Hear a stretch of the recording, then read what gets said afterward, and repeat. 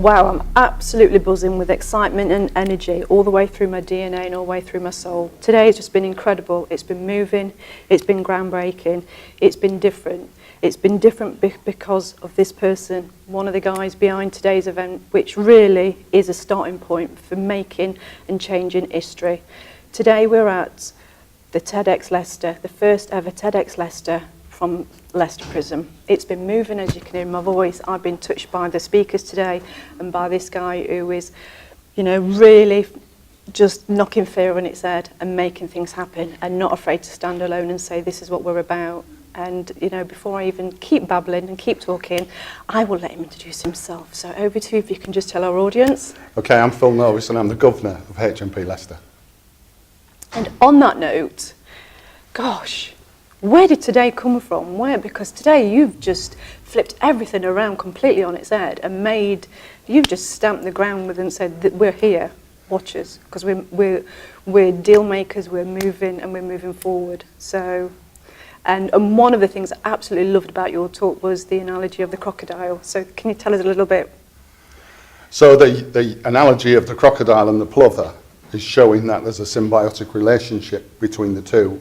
And it's my inference that that can be replicated in the community with the prison. So the prison could be seen as either the plover or the crocodile. And similarly, the community could be seen as the crocodile or the plover. It's irrelevant. What it's more about is that symbiotic relationship that both can help each other to get positive outcomes for all sides. What are you going to take away from today? Exhaustion. I'm going to take the buzz and the energy. We have various events in the prison, and I often talk that I wish I could just bottle the emotion and the energy that you're talking about, because prison is hard and sometimes it's not as good as today.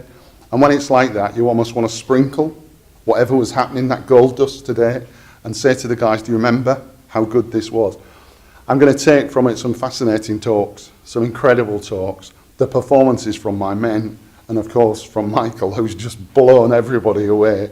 You know, one of my prison staff who's just incredible. And I couldn't be more proud of him, the men, and everybody else. You know, this has been such a collaborative effort between my staff in the prison. This doesn't just happen. This is the first ever TEDx in a prison. And there's a reason for that, because it's bloody difficult.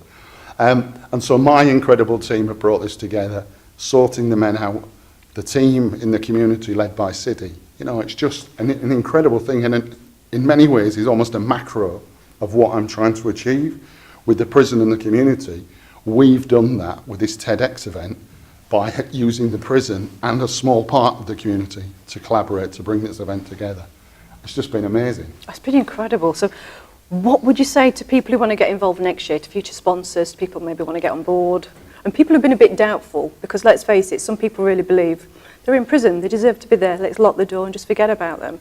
But also I think we kind of forget about not only them as a human being, as a person, but also the family who they are no longer with, and vice versa, because as I spoke to one of the other speakers earlier on, there's a lot of loss, there's that just completely isolation, and it's all new. So how would you encourage other people to get involved?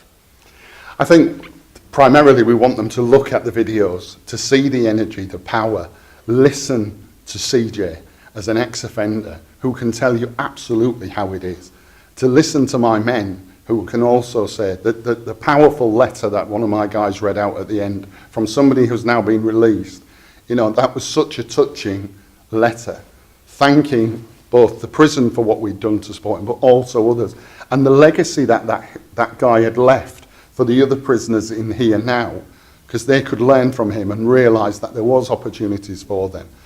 I think if people look at what's happening, come and visit the prison, dispel some of the prejudices and the myths, and see firsthand what we're doing, I think it really would change their perceptions of what prison is actually about. That would be incredible. And you're a walking bag of inspiration and knowledge.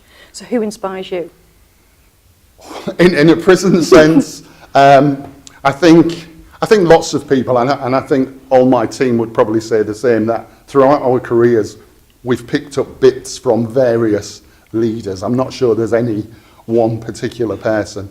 We pick up the good. We also pick up some of the bad and recognise that actually that's not the way to do it. And so I think it's very much about legacies. I was asked that question earlier on. I'm hopeful that my legacy to some of my team is that in future years, when they're governors, they'll have the bravery to take on one of these events. So. And I think for myself, it's been incredible. And I think, you know, you came into Leicester Prison and when it wasn't doing so great, and you've changed things and turned things around, and that takes a strong leadership. But that also shows that the amount of people who work with you trust you. And I would say to anybody watching this, you know, there's going to be so much more to come from you. So it's been an absolute pleasure being here today. So thank you so much for having the TEDx team part of this event. It's been great. Thank you.